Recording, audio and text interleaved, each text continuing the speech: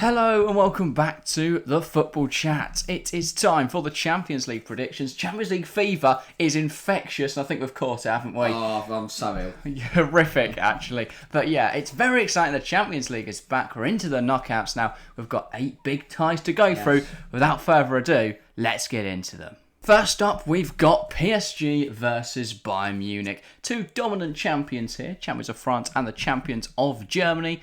How do you see this playing out, Harry? Obviously, we'll discuss the 2 legs. We're going to be analysing all these games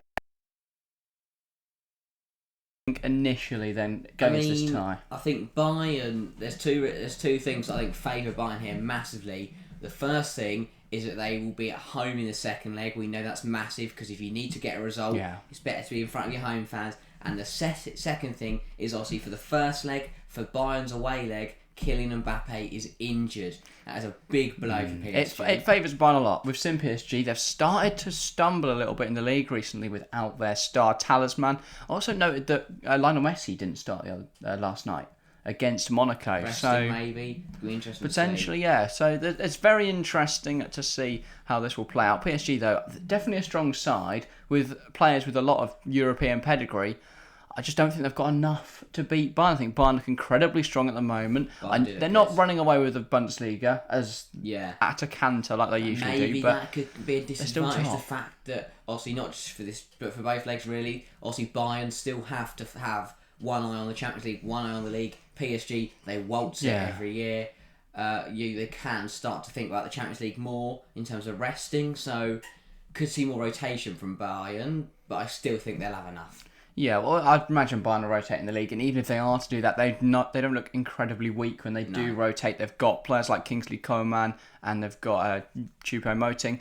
They are a little bit weak on numbers at the moment, Bayern. They've got Joshua Kimmich, who will miss both legs, I believe, he's suspended, isn't he? So he'll miss the league. So that actually helps them for this Champions League tie. They've got Sadio Mane just now returning from injury, so They've had some big players out recently, Bayern, but if they can come back in time for the Champions League, I don't think Mane will play this one, but he will have some involvement, you'd imagine, in the second leg. I definitely think if they were to come back, Bayern do look stronger. In terms of prediction then, what are you thinking across the both legs? I think the first leg will be PSG, and then I think Bayern will claw it back in the home leg. Yeah. The second leg. Fair enough. Yeah, I think it will be slightly different. I think Bayern will actually edge it in Paris, and then they'll be able to just shut up shops, get the draw at home, and they'll be fine. Because I think PSG, as much as they've got home advantage without Kylian Mbappe, I think they'll be a lot weaker. On to the next one then. The second game is AC Milan versus Tottenham. Currently, AC Milan 4th in Serie A, I believe, or somewhere around there. Tottenham currently around the same position in the Premier League. 2 teams that are struggling a lot in their domestic divisions. Yeah. Both sides won't have a goalkeeper. Mike Maignan out for AC Milan. Hugo Lloris for Tottenham. Should leave us with a lot of goals, you'd imagine. I mean, the fact we're going to see Fraser Forster start a Champions League round of 16. You'd imagine, wouldn't you? It's just beyond me. I think that is a big help for AC Milan, but as I said, big players missing. I think it really depends on what teams turn up. Like, for example, for Tottenham, if the team that played against Man City a couple of weeks ago turns up, I think they'll win. But if the team that lost to Leicester 4-1 turns up, I think they'll get battered. Well, this is the problem. Tottenham are so inconsistent, but their first game without Hugo Lloris between the sticks, who has struggled in goal, they conceded 4. I think Pedro Porro looked particularly bad. I mean, if you've seen Tim Sherwood's rant about him, he definitely didn't play well, but equally Tim Sherwood didn't even know who he used to play for. He thought he used to play for Benfica. So whether we take his opinion too highly, I don't know. But yeah, AC have also struggled. They have points. They lost 5-2 to Sassuolo the other week. So. It's 2 really inconsistent teams. It's a very difficult one to predict because, as I said, it's going to end up being whatever team turns up on the night. AC did look stronger against Torino, though, on Friday night. I think they looked quite good in that game. And they weren't bad in the Milan derby either. If you ask me which team is more likely to turn up when they need to, I'm going to go AC. Yeah. And I think they'll win this tie pretty comfortably over the 2 legs. Interesting. I actually disagree.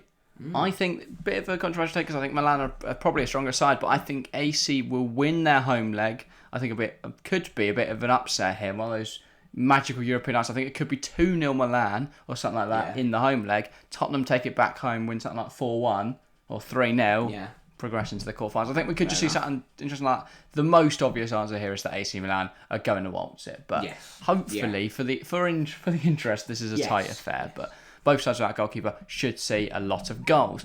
On to the next one. The third game is Dortmund versus Chelsea. Probably the most inconsistent sides in Europe right now here, but I think they'll both lose. Dortmund I swear they've won their last 5. They've started to look a bit better, haven't they? Really decently. Bayern dropping points, and they're really putting on a Bundesliga charge. But will that charge affect their European form? I don't know. Chelsea, just again so inconsistent. Look really good going forward, but still there's problems defensively. I think it could be a bit of a goal fest because Dortmund has never been known for defending well. Chelsea can't really defend. I think Chelsea can. But we did keep 3. Chelsea kept 3 consecutive clean sheets. Then the West Ham goal was just a weird jamming one. I think Dortmund might score, but I think Chelsea's attack looks so electric. I think Dortmund's defence looks unorganised for most of this season. And Chelsea's, for Dortmund, still very much in the Bundesliga hunt for the first time in donkey's Chelsea years. have nothing left to play for in the league. Absolutely zilch to play. Their best chance, I think Chelsea's only chance of getting Champions League football is to win the Champions League. Yeah. And obviously then to do that, they'd have to beat Dortmund. I think they will do that. I think Dortmund could take the first leg or it could be a draw. But I think back at the bridge, Chelsea would just nick it and get into those quarterfinals.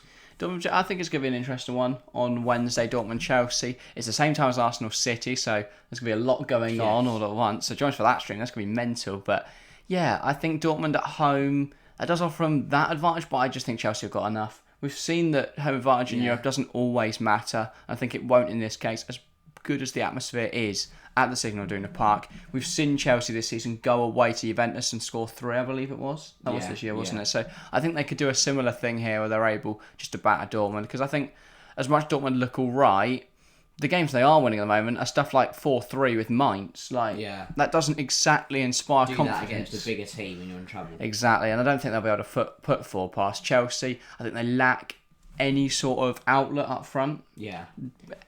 Who've they got? Anthony Modeste, he's not going to start. I know Seb Aller's back. It's a bit of a one-man band with Bellingham in Europe. Yeah, I think Seb Aller will play alright, but Badiashile should have him covered in the air, and that is his greatest weapon. So, I think, Dortmund just really going to struggle for goals. I think Chelsea should have this. That would be my prediction. On to the next game. Game number 4 is Club Brugge versus Benfica. This is a bit of an unknown one. I can't say I've watched much of either side in any competitions this year, but we did see Club Brugge absolutely waltz the group stages of the Champions League. Will they take that great form into the knockouts? It is usually the unknown ones or the uncertain ones that provide the best entertainment. I think we could see that. As you said, Club Brugge were brilliant in the group stages. They dominated their group. Played some really nice football. Everyone got all their players in their UEFA fantasy teams. They wanted to get their points in. They had a quite nice group, didn't they? But did. They still, I'll be honest, I did not predict them to get through it. But they're in that group. It was that one, wasn't it? They didn't get a nice group. Then they got Atleti, Leverkusen and someone else. Yeah, and they played really, really well, Club Brugge, and they topped that group. Benfica, I can't remember what group they were in. They were with, Pleasant, I seem to remember. No, Pleasant was stuck with the group of death. Benfica had potentially Dortmund. I can't remember either. But Benfica here, they're a good side in Europe. We've seen them, pull off some brilliant results. Yeah. I think this will be a close one, but I think it'll be a good one. Benfica home advantage doesn't really matter. No, I think this would be a landslide if Enzo Fernandez still played for Benfica. I would say Benfica are the better side. The fact they've got home advantage as well for the second leg does just tip it in their favour for me. I think Club Brugge played really well in the groups. I'm not sure whether they'll carry that into the knockouts though. The knockouts are a different animal. It's a lot harder to be able to pick up. I think they'll turn up. The big wins. I think they'll do the job at home. Maybe a 2-1 win. And then they'll go to Benfica and just park the bus. Yeah, well, my current draft for my UEFA fantasy team does have both Abakar Silla and Simon Mignolet. So I also have Silla. Everyone back in the Club Brugge, really, aren't they? He did really well in the early stages of the game. But yeah, I think that's everything for Club Brugge Benfica. On to the next tie. Game number 5 is Frankfurt versus Napoli. Two sides having very differing seasons. Frankfurt just outside the race for Europe, still in the title fight though, considering how close the Bundesliga is. Napoli waltzing the Serie A. Absolutely no one even compares to Napoli this season. I think they've got a 13-point advantage over Inter Milan. I can't see Frankfurt win this. I just don't see how it happens. I don't see Frankfurt having a chance. Obviously, they got into the Champions League off merit of winning the Europa League, but they did beat Rangers. And after Aaron Ramsey's penalty year ago, it was strange. I mean, they knocked out Barcelona en route, but the quality in the Europa League, especially for the semis and the final, was great. Abysmal. Like, they managed to beat Barcelona and West Ham on their way to fighting Rangers for the title, but...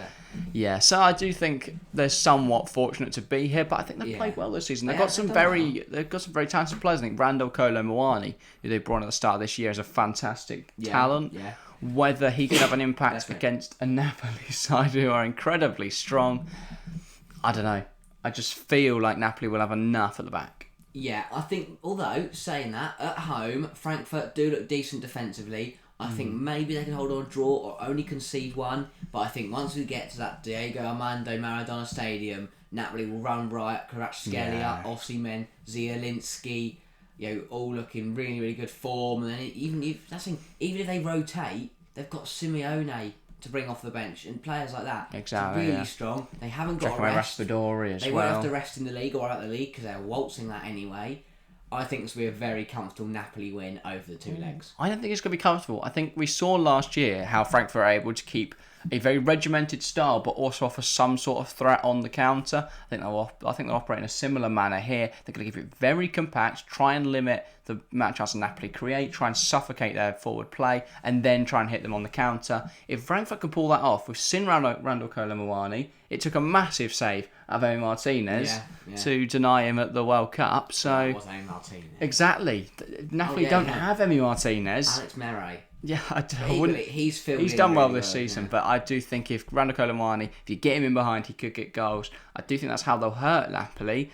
I think Frankfurt could win the first leg, something like 1-0, if they could just suffocate Napoli and then spring them on the counter. The one place that does, like maybe home advantage does actually matter is Germany. Anywhere in Germany. I know we negated it with Dortmund, but I think Frankfurt could just keep it incredibly tight and then manage to get that win. However, when they go to Naples, there's no hope. I just can't see them being able to hold Napoli off. Did to Liverpool in Naples in the group stage. They tore them apart. Equally, Frankfurt probably have a right back that is more capable than Trent Alexander-Arnold. I don't know. I can't remember the Frankfurt right back. Sorry if you're listening.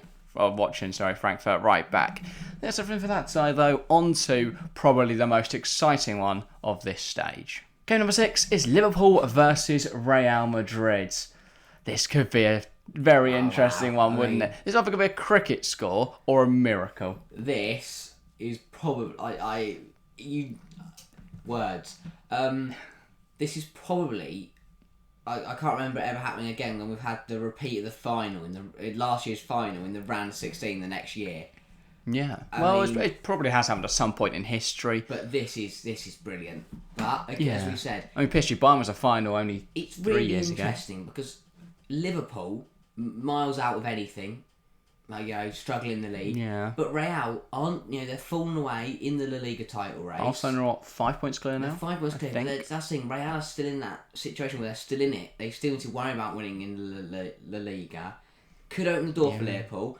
And Liverpool have turned up at times this season. Yeah. But equally, they've looked rubbish. It's really hard to call this one. Yeah, obviously, we're recording before Liverpool-Everton. And this Liverpool-Real game isn't for 2 weeks. They've got 2 games between them. They've got Everton, they've got Newcastle. If Luis Diaz is back fit, I would back them to get a result against Anfield. And then who knows what happens at the Bernabeu. That's it. Anfield they would obviously prefer to go to the Bernabeu first. Obviously, the heroics. I don't know if they would. Really? I feel like Liverpool are in such poor form. They need that Anfield just to get them a result now, and hope they've got to pray that come middle of March they're actually in a good spot. Yeah, but they saw heroics they pulled off at Anfield with the corner taken quickly, Origi. Yeah. They won't do that at the Bernabeu. But look at how Chelsea last season. Obviously, they lost at home, like 4-1. I know they did then lose to Real. Well, they won the away leg, but they lost on aggregate. Exactly. So it is possible to go to the Bernabeu. I don't think that game was at the Bernabeu though. Yeah, it was at the training ground, wasn't it? Because the Bernabeu was getting rebuilt. But obviously, regardless, then you look, and then City nearly pulled it back as well.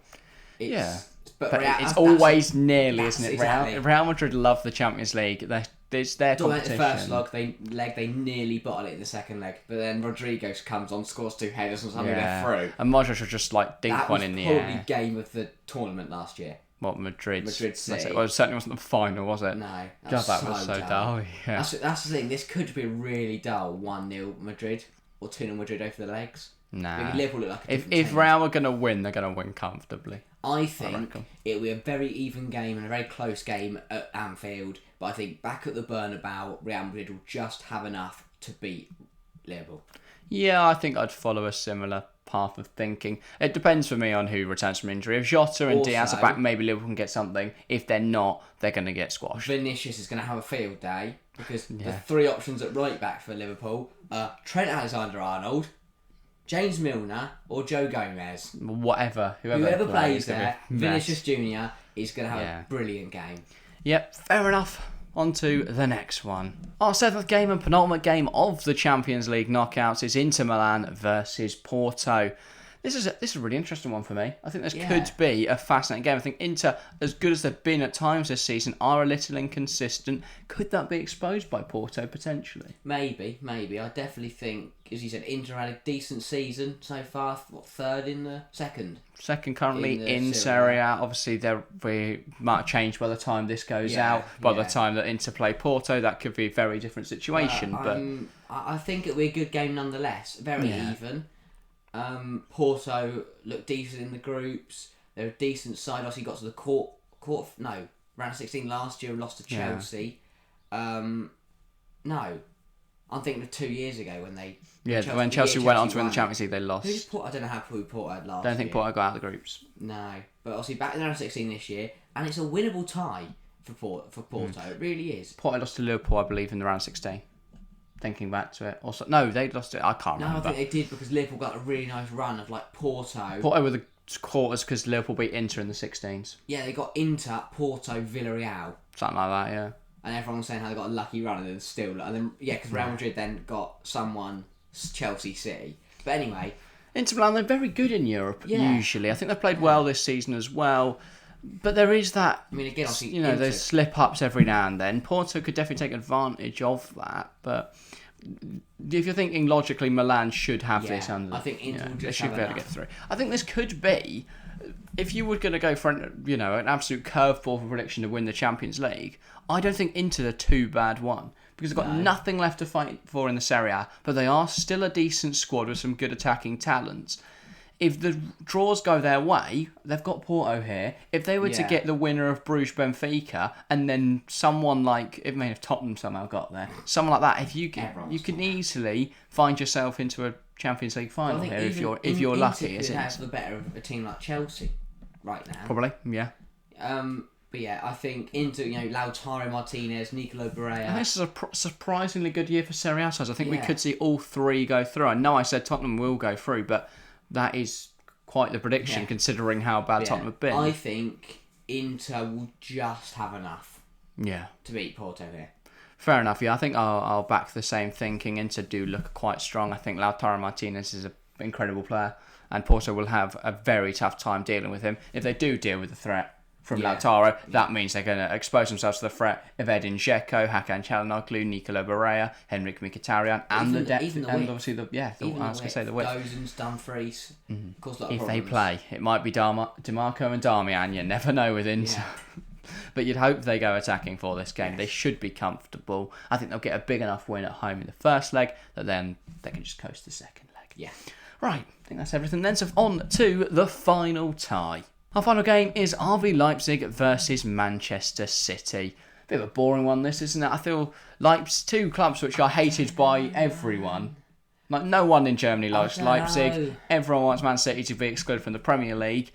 Could be an interesting one, but I don't think it will be. If Manchester City did not have Erling Haaland and they're in the form that they are right now, I would say Leipzig to win. I don't know.